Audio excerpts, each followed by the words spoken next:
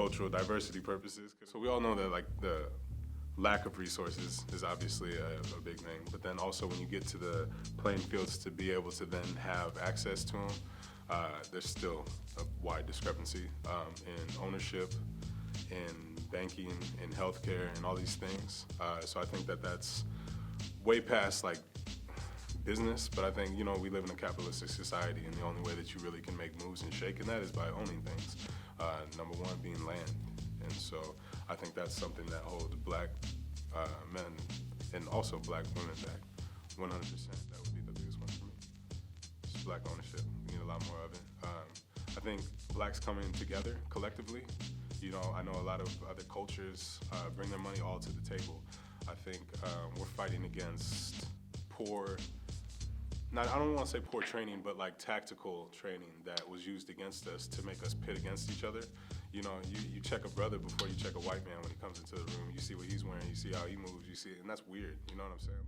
But I don't look at the person that's oppressed our people for the last 400 years like that. I nod to them, I hold the door for them, so why would it be any different in regards to a brother or sister of mine? So I think that just we have some healing to do as people, and that comes with us like accepting that we can be wrong in situations too, and we can be a lot better in situations, but we have to collectively come together to recognize that and, you know, create our own.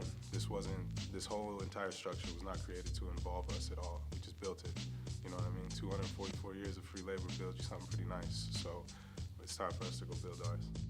Working together, again, going back to like one of your first questions, is like recognizing the community that we have already built up within just like brothers and people and sisters that we've grown up with, and recognizing that we always have to do more. We're always expected to do more. When we walk into a room, they expect more of us. We're already fighting prejudice. We're already doing these things. So it's like we shine. So make sure like you continue to do that. Again, build our own. There has to be our own banks. There has to be our own black-owned businesses, and keep our dollar within our community. You know, we spend it on frivolous things, myself included. I like nice things.